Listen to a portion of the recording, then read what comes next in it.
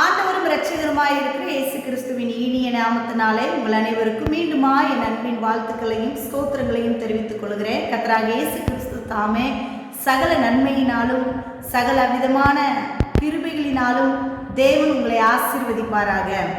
இந்த நாளிலும் கூட விசுவாசிகளின் அதிகாரம் என்கிற தலைப்பின் கீழாகத்தான் நாம் பார்க்க இருக்கிறோம். எபேசியருக்கு எழுதின நிருபம் 6ஆம் அதிகாரம் அதனுடைய 10ஆம் வசனத்திலிருந்து 18ஆம் வசனம் வரைக்கும் நாம் தொடர்ச்சியாய் நாம் பார்க்க போகிறோம்.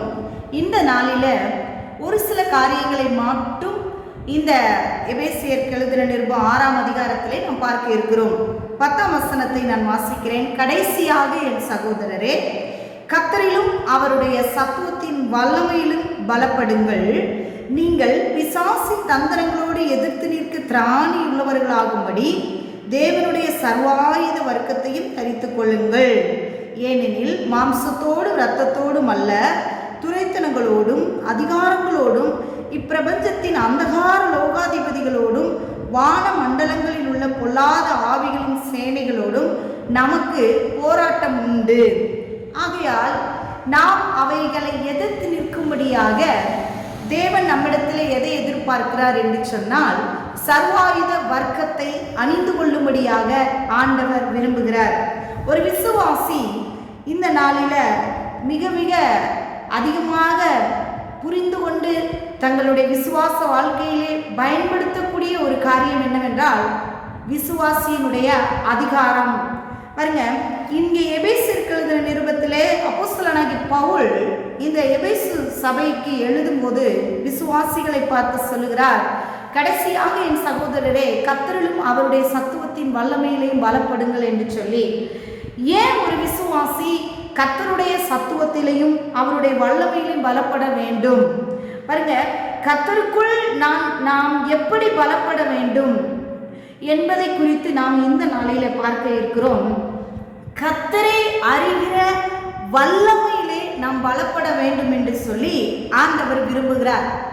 பொதுவாக ஒரு ஊழியக்காரர்களை எடுத்துக்கொள்வோம் என்று சொன்னால், அவர்கள் நல்ல படித்தவர்களாகவோ அல்லது அவங்களுடைய தோற்றம், தோரணை, அவங்களுடைய நடை, உடை, பாவனை, அவர்களுடைய பேச்சு திறமை, இதை வைத்து அவர்கள் கர்த்தருக்குள் வல்லமையிலே பலப்பட்டு இருக்கிறார்கள் என்பதை நாம் சொல்ல முடியாது.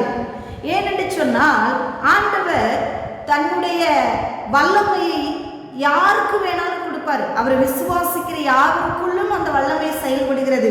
அது தோற்றத்தை பார்த்து அல்ல, மனிதன் முகத்தை பார்த்து செயல்படுகிறான். கர்த்தரோ இருதயத்தை பார்க்கிறார் என்று சொல்லி நம்ம இதில் வாசிக்கிறோம்.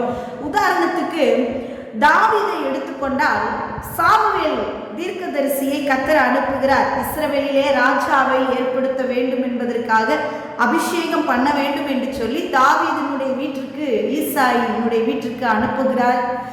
இந்த சாமுவேல் போய் தன்னுடைய இருதயத்திலே தோன்றின அந்த நினைவுகளின்படி இவனா இருக்கலாமோ என்று சொல்லி அவன் சரீர வளர்ச்சியை பார்த்து எடை போடுகிறார். ஆண்டவர் சொல்லுகிறார், இவன் அல்ல என்று சொல்லி கடைசியாக வேறு ஒரு பிள்ளை இருக்கிறானா என்று சொல்லி கேட்டவுடனே ஈசாயா இங்கே சொல்லுகிறார், ஒருவன் இருக்கிறான், இளையவன், அவன் ஆடுகளை வனாந்திரத்திலே கொஞ்சம் ஆடுகளை மேய்த்து கொண்டிருக்கிறான் என்று சொல்லி. பாருங்க, ஒரு ராஜாவாக அபிஷேகம் பண்ண வேண்டும் என்பது தேவனுடைய சித்தம் யாரு மேல அப்படின்னு சொன்னா தாவீது மேலதான். தாவீதை குறித்து நம்ம பார்த்தோமானால், ஒரு வரலாற்றிலே நாம் இப்படியாக நாம் பார்க்கிறோம். வரலாற்று அறிஞர்கள் சொல்லுகிறாங்க, தாவீதுடைய தோற்றம் எப்படி இருந்தது என்று சொன்னால், தாவீதுக்கு எந்த ஒரு திடகாத்திரமான சரீர வளர்ச்சி என்பது இல்லை. அவன் ஒரு இளைஞன் என்று சொல்லப்படுகிறது. இந்த இளைஞனை தோற்றத்தை பார்க்கும் பொழுது சிவந்த மேனி, அழகிய கண்கள், அழகான ஒரு உருவம் மட்டும்தான். மற்றபடி ஒரு யுத்தத்தில் நின்று ஒரு ஜெயிக்கக்கூடிய அளவிற்கு, எதிரியை மேற்கொள்ளக்கூடிய அளவிற்கு திறமையோ தகுதியோ இந்த தாவீதினிடத்தில் இல்லை. ஆகையினால இந்த தாவீதை என்ன செய்கிறார்கள்? ஒதுக்கி வைத்து விட்டார்கள். எனக்கு அன்பானவர்களே, அநேக நேரங்களில் பெரிய ஆட்களை வைத்துதான் தேவன் பெரிய பெரிய வல்லமையான காரியங்களை செய்வார் என்று சொல்லி நாம் நினைத்து கொண்டிருக்கலாம். எனக்கு அன்பான தேவனுடைய பிள்ளைகளே, இந்த சத்தத்தை கேட்டுக்கொண்டிருக்கிற ஒருவேளை நீங்களா இருக்கலாம். சாதாரண நான் ஒரு விசுவாசி, நானும் மெலிந்த சரீரத்தை உடையவனாய் இருக்கிறேன், அல்லது மெலிந்த சரீரத்தை உடையவளாய் இருக்கிறேன், என்னுடைய சரீரம் பலகீனமாய் இருக்கிறது, எனக்குள்ள எப்படி இந்த தேவனுடைய வல்லமை வெளிப்படும் என்று சொல்லி நாம் சிந்தித்து கொண்டிருப்போம். ஆனால் எனக்கு அன்பானவர்களே, ஆண்டவர் இந்த வேலையில தான் உங்களோடு கூட பேசுகிறார். ஒரு வார்த்தை என்னவென்றால், என்னுடைய வல்லமையிலே நீ பலப்படு. சரீரம் எப்படி இருக்குதோ அது ஆண்டவருக்கு முக்கியமல்ல. சரீரத்தின் வளர்ச்சி குள்ளமா இருக்கலாம், நெட்டையா இருக்கலாம், குட்டையா இருக்கலாம், குண்டா இருக்கலாம், ஒல்லியா இருக்கலாம், அழகில்லாமல் இருக்கலாம், அழகா இருக்கலாம், எதுவா இருந்தாலும் ஆண்டவருக்கு தேவையில்லை. ஆண்டவர் சொல்லுகிறார், என்னுடைய வல்லமையிலே நீ பலப்பட வேண்டும் என்று சொல்லி. ஒருவேளை பிரசங்கத்துல வல்லமை இருக்குது என்று சொல்லி நாம நினைப்போம். பிரசங்கத்துல வல்லமை என்பது இல்லை, தேவனாகிய குமாரன், அதாவது ஆண்டவராகிய இயேசுவின் நாமத்துல மட்டும்தான் வல்லமை உண்டு என்பதை நாம் புரிந்து கொள்ள வேண்டும். சில நேரங்களில் நாம் எத்தனையோ மனப்பாட வசனங்களை நாம் வாசித்து அதை நம்முடைய இருதயத்தில் எடுத்து வைத்து கொண்டால் நமக்குள்ளிருந்து வல்லமை புறப்படுமோ என்று சொல்லி நம்ம நினைப்போம். அப்படி அல்ல அன்பானவர்களே, வேத வசனத்திலே வார்த்தையில வல்லமை உண்டு, இல்லை என்று சொல்லல. ஆனால் இயேசு என்கிற நாமத்தில் மட்டும்தான் வல்லமை என்பது இருக்கிறது. இந்த வல்லமையிலே நாம் ஒவ்வொரு நாளும் நாம் செயல்பட பெருகுகிறவர்களாக இருக்க வேண்டும் என்று சொல்லி ஆண்டவர் என்ன செய்கிறார், விரும்புகிறாரு. பாருங்க, இந்த எபேசியர் எழுதுகிற நிருபத்தில் 11ஆம் வசனத்துல இங்க பவுல் சொல்லுகிறாரு, நீங்கள் சர்வாயுத வர்க்கத்தை நீங்கள் தரித்து கொள்ள வேண்டும் என்று சொல்லி. ஒரு விசுவாசி பிசாசை எதிர்த்து நிற்கக்கூடிய திராணியை பெற்றுக்கொண்டு அவனை மேற்கொள்ளக்கூடிய தகுதியை உடையவர்களாக இருக்க வேண்டும்.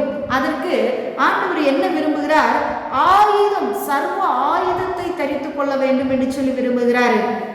ஒரு உதாரணத்துக்கு சொல்லுகிறேன், யுத்த களத்துல போய் நிற்கிற இராணுவ அதிகாரிகள் இராணுவ உடையை அணிந்திருந்தால் மட்டும்தான் அங்க வேல்யூ உண்டு, ஒரு மதிப்பு உண்டு, அங்க அந்த யுத்த களத்துல போய் நிற்க முடியும். இன்னைக்கு நம்மளுடைய வாழ்க்கையில ஆண்டவராகிய இயேசு கிறிஸ்து யுத்தத்தை சிலுவையிலே செய்து முடித்து விட்டாரு. யுத்த களத்துல நீங்களும் நானும் நின்று கொண்டு இருக்கிறவர்களாக அல்ல, ஒரு யுத்த களத்திலே இயேசு அங்க செய்து முடித்து அந்த வெற்றியை கொண்டு வந்து நம்ம கையில கொடுத்திருக்கிறார். இயேசு சிலுவையில எல்லாமே ஜெயித்து விட்டார். யாரை ஜெயித்தாரு? பிசாசை ஜெயித்தாரு. பிசாசினுடைய தலையை நசுக்கி விட்டார் என்று சொல்லி நம்ம வேதத்திலே வாசிக்கிறோம். அப்போ பிசாசை இயேசு ஜெயித்து விட்டார் என்று சொன்னால் இந்த பிசாசினுடைய வல்லமை உரிந்து கொள்ளப்பட்டது. ஆகையினால இயேசு சிலுவையில் வெற்றி சிறந்தார். வெற்றியை கொண்டு நம்ம கையில கொடுத்துட்டு போயிருக்கிறாரு. இயேசு சிலுவையிலே ஜெயித்து அந்த வெற்றியை எடுத்து கொண்டு வந்து நம்ம கையில கொடுத்திருக்கிறாரு. இப்ப இந்த வெற்றியை நாம என்ன செய்ய வேண்டும்? பாதுகாத்து கொள்ள வேண்டும். யாராகிலும் இந்த வெற்றியின் சின்னத்தை அல்லது இந்த வெற்றியின் நன்மையை வேற ஒருவன் மீண்டும் வந்து எடுத்துக்கொள்ளக்கூடாதபடிக்கு நாம பத்திரமாய் அதை பாதுகாக்கும்படியாக நமக்கு என்ன இருக்க வேண்டும் என்று சொன்னால் அதற்குரிய ஆயுதங்களை நாம் தரித்து கொள்ள வேண்டும். பாருங்க, ஒரு உதாரணத்துக்கு நான் சொல்லுகிறேன். நம்முடைய இராணுவ வீரர்கள் நமக்கு என்ன செய்தார்கள்? நம்முடைய நாட்டை பாதுகாக்கிறார்கள். இதுக்கு முன்னாடி உள்ள அநேக மகாத்மா காந்திகளை போல இருக்கக்கூடிய அநேக போர் வீரர்கள், தேசப்பற்றுள்ள அருமையான தந்தைகள் எல்லாம் என்ன செய்தார்கள்? நம்முடைய இந்திய தேசம் அடிமை நுகத்திலிருந்து விடுபட வேண்டும் என்று சொல்லி பயங்கரமான போராடி கொண்டிருந்தார்கள். அநேக ரத்தத்தை சிந்தினார்கள். அநேக தலைவர்கள் ரத்தத்தை சிந்தி தங்களுடைய உயிரை பணயம் வைத்துதான் நம்முடைய இந்திய நாட்டிற்கு சுதந்திரத்தை பெற்று தந்து விட்டு போனார்கள். இந்த சுதந்திரத்தை அவர்கள் பெற்று தந்து விட்டு அவர்கள் என்ன செய்துட்டார்கள்? போய்விட்டார்கள். இந்த சுதந்திரத்தை மீண்டும் பறி போகாதபடிக்கு ஒருவனும் எடுத்துக்கொள்ளாதபடிக்கு நம்முடைய நாட்டினுடைய இராணுவ வீரர்கள் என்ன செய்கிறார்கள்? எல்லை படை வீரர்கள் எல்லையிலே பாதுகாப்பாக இருக்கும்படியாக அவர்கள் என்ன செய்கிறார்கள்? செயல்பட்டு கொண்டிருக்கிறார்கள். அப்போ இராணுவ களத்தில் இருக்கிறவர்கள் ஆயுதம் தரித்தவர்களாக இருக்கிறாங்களா? உடையை அணிந்து கொண்டிருக்கிறாங்களா? அவங்க கைகளில் கன்று இருக்கிறதா? அவங்களுடைய சரீரத்தில் அந்த இராணுவ உடையை அணிந்திருக்கிறார்களா? அவர்கள் தான் தகுதியானவர்கள். அவர்கள் தான் இராணுவத்தில் இருக்கக்கூடிய செய்யக்கூடிய உரிமை பெற்றிருக்கிறார்கள். பாருங்க, ஒரு இராணுவத்திலே இப்படிப்பட்ட ஒரு பாதுகாப்பு நம்முடைய இந்திய தேசத்தின் அந்த சுதந்திரத்தை பாதுகாப்பதற்காக நிற்பார்கள் என்று சொன்னால், நமக்கும் கூட ஆண்டவராகிய இயேசு சிலுவையில் ஏற்கனவே வெற்றியை கொடுத்து விட்டாருங்க. இந்த வெற்றி வாகையை நாம அணிந்து கொண்டிருக்கிற நம்ம எப்படி இருக்கக்கூடாது? தூங்கி கொண்டு இருக்கக்கூடாது. ஒருவேளை இழந்து போய்விடக்கூடாது. பெற்றுத்தந்த நன்மையை இழந்து போய்விடக்கூடாது. அது சூழ்ச்சியமாய், அது சூழ்ச்சி, அதை பாதுகாத்து கொள்ளும்படியாக நமக்கு அணிகலன்கள் ரொம்ப தேவையாக இருக்க வேண்டிய அவசியமாக இருக்கிறது. இன்னும் ஒரு உதாரணத்தை நான் சொல்லுகிறேன் பாருங்க. ஒரு டிராஃபிக் போலீஸு வாகனங்கள் போகும் பொழுது வரும் பொழுதும் அந்த வாகனம் பார்த்தீங்கன்னா பெருசாக இருக்கும். பெரிய பெரிய லாரிகள், பெரிய பெரிய கண்டெய்னர் லாரிகள் எல்லாம் வருகிறது. இந்த பெரிய பெரிய வாகனங்களை கண்ட்ரோல் பண்ணி அதை சரியான அதை அமைத்து வழிகளை அமைத்து கொடுத்து அதை இயக்குகிறவர்களை கண்ட்ரோல் பண்ணக்கூடிய அதிகாரம் யாருக்கு இருக்குது அப்படின்னு சொன்னால், இந்த டிராஃபிக் போலீஸாக இருக்கிறவங்களுக்கு இருக்குது.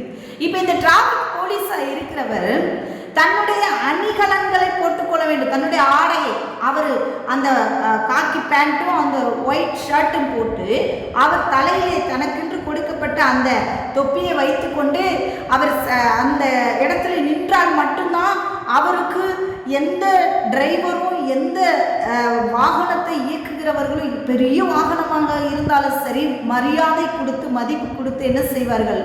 நிறுத்துவார்கள். இந்த டிராஃபிக் போலீஸ் இருக்கிறவர் அவர் போட்டிருக்கிற அந்த உடை அந்த போலீஸுக்கு உரிய அந்த உடையை அணிந்து கொள்ளாமல் சாதாரண வீட்டில் போட்டிருக்கிற ஒரு உடையை அணிந்து கொண்டிருப்பார் என்று சொன்னால் அந்த டிராஃபிக் போலீஸால் எந்த வாகனத்தையும் நிப்பாட்ட முடியாது. ஏன் அப்படின்னு சொன்னால், அவர் போட்டிருக்கிற அந்த ஆடைக்குத்தான் மரியாதை கொடுக்கப்படுகிறதே தவிர அவருக்கு அல்ல. எனக்கு அன்பானவர்களை, இதே போலதான் ஆண்டவராகிய இயேசு கிறிஸ்து சிலுவையிலே சகலத்தையும் செய்து முடித்து பிசாசை ஜெயித்து விட்ட அந்த வெற்றியை நாம் பாதுகாத்து கொண்டு நாம் பிசாசை எதிர்த்து நிற்கும்படியாக, பிசாசை ஜெயிக்கும்படியாக அல்ல, இயேசு சிலுவையிலே ஜெயித்து விட்டார். பிசாசை எதிர்த்து நிற்கும்படியாக நாம் திராணி உள்ளவர்களாக இருக்க வேண்டும் என்று சொல்லி ஆண்டவர் விரும்புகிறாரே. பாருங்க, இங்கே 11ஆம் வசனத்திலே நாம் வாசிக்கிறோம், அந்த சர்வாயுத வர்க்கத்தை நாம் தரித்து கொள்வதற்கு என்னென்ன ஆயுதங்களை நாம் எடுத்துக்கொள்ள வேண்டும். பாருங்க, 13ஆம் வசனத்தில் சர்வாயுத வர்க்கத்தை பார்ப்போமானால், முதலாவது, ஆகையால் தீங்கு நாளில் அவைகளை நீங்கள் எதிர்க்கவும் சகலத்தையும் செய்து முடித்தவர்களாய் நிற்கவும் திராணியுள்ளவர்களாகும்படிக்கு தேவனுடைய சர்வாயுத வர்க்கத்தை எடுத்துக்கொள்ளுங்கள். முதலாவது என்ன எடுத்துக்கொள்ள வேண்டும் என்றால், சத்தியம் என்னும் கட்சியை உங்கள் அறையில் கட்டினவர்களாயும். இந்த சத்தியம் என்னும் அறையை நம்முடைய இடையில் கட்டிக்கொள்ள வேண்டும், அறையில் கட்டிக்கொள்ள வேண்டும் என்று சொல்லி விரும்புகிறார் ஆண்டவர். இந்த சத்தியம் என்னவென்றால் என்ன அப்படின்னு பார்த்தா, கச்சை, ஒரு பெல்ட். இந்த பெல்ட்டை நம்ம என்ன செய்ய வேண்டும்? அணிந்திருக்க வேண்டும். ஒரு வாகனத்தை, அதாவது ஒரு டிராஃபிக் போலீஸ்னா இருக்கிறவர் அவருடைய ஆடையை அணிந்து கொள்ள வேண்டும் என்று சொன்னால், அவர் போட்டிருக்கிற பேண்ட்டையோ அவர் போட்டிருக்கிற ஷர்ட்டையும் எந்த ஒரு சூழ்நிலையிலையும் கலந்து கீழே விழுந்து விடாதபடிக்கு அதை பத்திரமாய் பாதுகாக்கும்படியாக இது இரண்டையும் ஒன்றாக இணைத்து சரியாக பாதுகாக்கக்கூடிய ஒரு ஆயுதம் என்னவென்று சொன்னால் பெல்ட்டு. இந்த பெல்ட்டு போடலை அப்படின்னா எப்போ வேணாலும் எந்த டைம்லையும் லூஸ் ஆகி கீழே விழுகிறதுக்கு வாய்ப்பு இருக்கிறது. அப்போ இந்த பெல்ட்டு, இந்த கச்சை என்பதை நம்முடைய அறையிலே நாம் கட்டிக்கொள்ள வேண்டும். நம்முடைய சரீரத்தின் மைய பகுதியில் இந்த கச்சையை நாம் கட்டிக்கொள்ள வேண்டும். இந்த கச்சை என்ற இந்த சத்தியம் என்றால் என்ன? ஆண்டவராகிய இயேசு கிறிஸ்துவினுடைய வார்த்தையை நாம் தரித்து கொண்டவர்களாக இருக்க வேண்டும். நமக்குள்ளாக எப்பொழுதும் கர்த்தருடைய சத்திய வார்த்தைகள் நமக்குள்ள இருக்க வேண்டும். அந்த வார்த்தை, அந்த வசனம் நமக்குள்ள இருந்து பரிசுத்த ஆவியானவரால் வழிநடத்தப்பட வேண்டும். இந்த வசனம் நமக்குள்ள எப்பொழுதும் நம்மளுடைய இடைக்கட்சி, அதாவது நம்மளுடைய அறையை கட்டினவர்களாய் நம்முடைய மத்திய பகுதியிலே, நம்முடைய வாழ்க்கையில மைய பகுதியிலே கர்த்தருடைய வார்த்தை இருக்க வேண்டும். இரண்டாவதாக நாம் பார்க்கிறோம், நீதி என்னும் மார்க்கவசத்தை தரித்தவர்களாயும். இந்த நீதி என்னும் மார்க்கவசம் என்பது நம்முடைய இருதயத்திலே இருக்கக்கூடிய ஒன்றாக இருக்கிறது. நீதியின் சூரியனாகிய ஆண்டவராகிய இயேசு கிறிஸ்து தான் நீதி செய்கிறவராய் இருக்கிறார். அநேக வேத வசனத்தை நாம் வாசிக்க முடியும். நீதியின் தேவன், அவர் நீதியை சரி கட்டுகிற ஆண்டவராய் இருக்கிறார். இப்ப இந்த நீதி நமக்குள்ள இருக்க வேண்டும். இந்த நீதி நம்முடைய இருதயத்துல மூடும்படி வைத்திருக்க வேண்டும். ஒரு ஸ்திரப்பட்டவர்களாக நாம் இருக்க வேண்டும். எடுத்துக்காட்டாக நாம் வாசித்தோமானால் உபாகமம் 28ஆம் அதிகாரத்திலே அங்க சொல்லப்பட்டிருக்கிற கட்டளைகள் என்ன? இன்று நான் உனக்கு விதிக்கிற என்னுடைய கட்டளைகளை கற்பனைகளை நீ கைக்கொள்வீர்கள், கவனமாய் இருப்பியானால் உனக்கு சொல்லப்படுகிற ஆசீர்வாதங்கள் எல்லாம் உண்மையில் வந்து பலிக்கும். இதை நீ செய்யாவிட்டால் சாபங்கள் உண்மையில் வந்து பலிக்கும் என்று சொல்லி உபாகமம் 28 நம்ம வாசிக்கிறோம். அப்போ புதிய ஏற்பாட்டில் இயேசு கிறிஸ்து நம்மேல் வைத்த அன்பின் நிமித்தமாக என்ன செய்தார்? நீதியாக அவரே இறங்கி வந்து என்ன செய்தார்? நமக்காக சிலுவையிலே ஜெயத்தை கொடுத்து நம்முடைய பாவங்களற நம்மளை கழுவி சுத்திகரித்து நாம நீதியின் வஸ்திரத்தை அணிந்து கொள்ளும்படியாக. நம்மகிட்ட அநேக அநீதி இருந்தது, நம்மகிட்ட அநேக பாவங்கள் இருந்தது, அநேக சாபங்கள் இருந்தது, அநேக போராட்டங்கள், வியாதிகள் இருந்தது. நாம ஃபுல்லா அக்கிரமக்காரர்களாக இருந்தோம். நம்ம போர்த்தி இருந்த ஆடை என்பது அக்கிரமத்தின் ஆடையாக இருந்தது. ஆண்டவராகிய இயேசு நீதியின் தேவன், அவர்தான் நீதி சரி கட்டுகிறவர், அவர்தான் நீதியாகிய கர்த்தர். அவர் இந்த பூமிக்கு வந்து நம்ம மேல வைத்த அன்பின் நிமித்தமாக என்ன செய்தார்? நமக்குள்ள இருந்த அநியாயத்தின் அக்கிரமத்தின் ஆடையை எடுத்துக்கொண்டு அவர் மேல இருந்த நீதியை நமக்கு கொடுத்து நாம அநீதி நபர்களாக இருந்தவங்களை நீதி என்கிற அந்த வஸ்திரத்தை உடுத்தி நீதிமான் என்கிற பெயரை நமக்கு கொடுத்திருக்கிறார். நாம அன்னைக்கு யாராக மாற்றப்பட்டிருக்கிறோம்? நீதிமான்கள் என்கிற லிஸ்டிலே நாம் வந்து இருக்கிறோம். பாருங்க, கிருபையாகி இயேசுதாமே நீதியை என்ன செய்தார்? கொண்டு வந்தார். தேவனிடத்திலே நாம் போய் சேரக்கூடிய நீதியான ஒரு பாதையிலே போகும்படியாக அவர் நமக்காக என்ன செய்தார்? இறங்கி வந்தார். எனக்கு அன்பானவர்களே, நாம் தேவனிடத்தில் குற்றமற்றவர்களாக இருக்க வேண்டும். நாம் குற்றமற்ற கரையற்றவர்களாக பிழையற்றவர்களாக தேவ சமூகத்திலே நாம் போய் நிற்கும்படியாக நம்முடைய இருதயத்திலே சுத்தியம் இருக்க வேண்டும். நம்முடைய இருதயத்திலே நீதியை நாம் தரித்து கொண்டவர்களாக இருக்க வேண்டும். அதை நாம் காத்து கொள்ள வேண்டும். இருதயத்துக்குள்ள தேவையில்லாத காரியங்களை உள்ள வராதபடி நம்முடைய இருதயத்தை இயேசு கிறிஸ்துவின் நாமத்தை அணிந்து, அதாவது இயேசு கிறிஸ்துவின் நாமத்தை தரித்து கொண்டு எப்பொழுதும் நம்முடைய இருதயம் இயேசுவை மகிமைப்படுத்தி கொண்டே அந்த நீதியாகி இயேசு உள்ளுக்குள் நிறைந்தவராக நாம் இருக்க வேண்டும். எனக்கு அன்பானவர்களே, மூன்றாவது ஒரு காரியத்தை பார்த்து இன்றைக்கு இதோடு நாம் முடிக்கலாம். சமாதானத்தின் சுவிசேஷத்துக்குரிய ஆயத்தம் என்னும் பாதரட்சை. நம்முடைய வாழ்க்கையில நம்முடைய இந்த பாதரட்சை என்பது ஷூவை குறிக்கிறது, பாதரட்சை என்பது செருப்பை குறிக்கிறது. இந்த சுவிசேஷத்தை அறிவிக்கையில் நமக்கு என்ன தேவை? சமாதானத்தின் சுவிசேஷத்தை அறிவிக்கும்படியாக மக்களிடத்திலே நாம் போய் சுவிசேஷம் சொல்லும்படியாக எப்பொழுதும் நாம் ஆயத்தமாக இருக்க வேண்டும். எந்த சூழ்நிலையிலையும் நாம் ஆயத்தம் உள்ளவர்களாக இருக்க வேண்டும். இது என்னால் இன்னைக்கு போக முடியாது, நாளைக்கு போக முடியாது அப்படின்னு இல்லை. நற்செய்தியை அறிவிப்பதற்கு, இயேசு கிறிஸ்துவை அறிவிப்பதற்கு எப்பொழுதும் நாம் என்ன செய்ய ரெடியாக இருக்க வேண்டும். பாருங்க, ஜனங்களை கண்டு இயேசு உன்னை மன்னிக்கிறார் என்று சொல்ல வேண்டும். இயேசு உன்னை நேசிக்கிறார் என்றுதான் நாம் சொல்லி அவர்களை கிறிஸ்துவுக்குள்ளாக நாம் கொண்டு வர வேண்டும். இதுதான் நற்செய்தி. உனக்காக இயேசு மரித்தார், உன் பாவத்துக்காக இயேசு மரித்தார், சாபங்களுக்காக அவர் சிலுவையில் ரத்தம் சிந்தினார், உன்னுடைய வியாதிக்காக, உன்னுடைய தரித்திரத்துக்காக, உன்னுடைய எல்லா நிந்தைகளுக்காகவும் உன்னுடைய வாழ்க்கையில் ஒரு பெரிய மாற்றங்களை கொடுக்கும்படியாக அவர் மரித்து உயிரோடு எழுந்து உனக்கு நீதியை கொடுத்திருக்கிறாரு, உனக்கு ரட்சிப்பை கொடுத்திருக்கிறாரு. இயேசு உன்னை மன்னிக்கிறார், உன்னை நேசிக்கிறார் என்பதை குறித்து தான் நாம் சொல்ல வேண்டும்.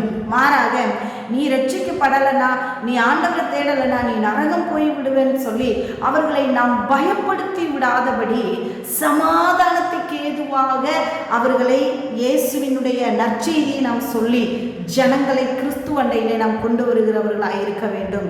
இந்த நாளிலும் கூட இந்த 3 காரியங்களை நாம் பார்த்தோம். ஒரு விசுவாசிக்கு கொடுக்கப்பட்ட அதிகாரத்தில் அவர்களுடைய வாழ்க்கையில கடைசியாக கர்த்தருடைய சத்துவத்தின் வல்லமையில வரப்பட வேண்டும். ஏன்? பிசாசை எதிர்த்து நிற்க திராணி உள்ளவர்களாகும்படி. என்னென்ன சர்வாயுத வர்க்கம் முதலாவது நம்ம பார்த்தோம். நாம என்ன சர்வாயுத வர்க்கத்தை நாம் தரித்து கொள்ள வேண்டும்? சத்தியம் என்னும் ஆயுதம், நீதி என்னும் மார்க்கவசம், சமாதானத்தின் சுவிசேஷத்தை அறிவிக்கக்கூடிய பாதரட்சை. எனக்கு அன்பானவர்களே, இந்த 3 இன்றைக்கு நம்ம பார்த்திருக்கிறோம். தொடர்ச்சியாய் வரக்கூடிய நாட்களை நம்ம பார்ப்போம். ஆண்டவருடைய சத்துவத்தின் வல்லமையில நீங்க பலப்படுங்க. கர்த்தர் உங்களை ஆசீர்வதித்து வல்லமையினால கிருபையினால நிறைத்து வழி நடத்துவாராக. God bless you. Amen, amen.